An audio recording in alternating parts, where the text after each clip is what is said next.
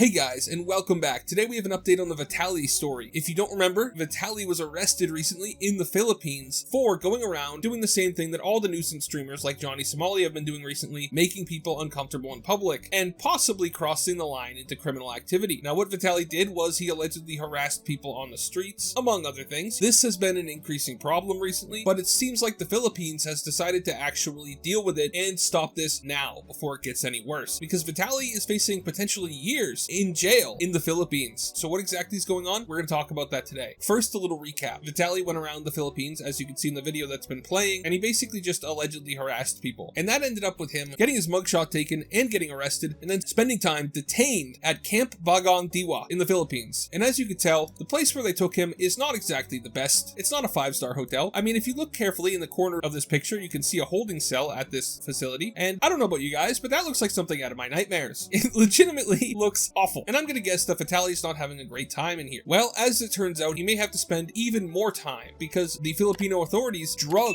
Vitaly out of the jail in front of cameras. And what did they do? Well, they said that he's not going to be deported. I played this video for you, but it's not in English. Basically, the investigators here, they say that they are going to hold off on deporting Vitaly until he has been tried and potentially punished if he's found guilty for any crimes he's alleged to have committed, meaning that he could be facing years in jail in the Philippines, which isn't great for him because the Philippines jails, as we just talked about, are not exactly the best. I can think of very few countries I'd want to go to jail in less than the Philippines, especially because I guarantee you it's going to be sweltering hot in this place, and I would place bets that they don't give air conditioning to prisoners. And so now Vitaly is basically stuck in this jail cell. According to Dexerto, he's facing multiple charges, and he's going to be held in their facilities until his eventual trial. We will not deport him, the authorities said during a press conference. He is accountable to the law. This is an example that we are already serious in our own country. Furthermore, the Department of the Interior and Local Government Secretary Yonvik Ramola said there would be no special treatment for the Russian blogger and that he was a flight risk, so obviously they're going to keep him in jail. According to the local news, Vitaly showed no remorse after being arrested, and they're still trying to hunt down his cameraman because they believe that he could have been an accessory to any crimes Vitaly allegedly committed. But what crimes are they holding Vitaly for? Well, down here it says Vitaly, this is his last name, is facing 3 counts of unjust vexation in relation to the Cybercrime Prevention Act, 2 cases of theft, and 1 charge of attempted theft. Now, I've heard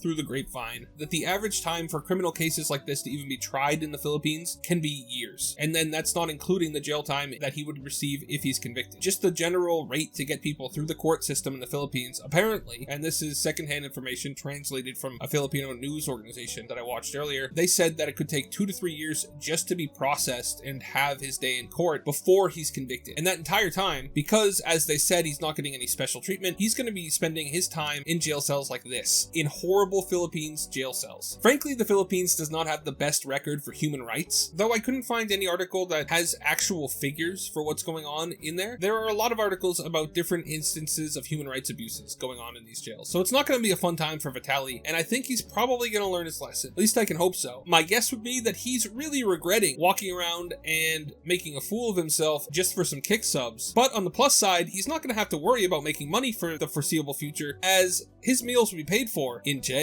So what do you guys think? Do you think that it's a good thing that they're deciding to hold Vitaly in prison instead of just deporting him and actually go forward with charging him with crimes? Let me know in the comments. Thank you so much for watching all the way till the end. Remember to like and subscribe. Have a great day, and God bless you.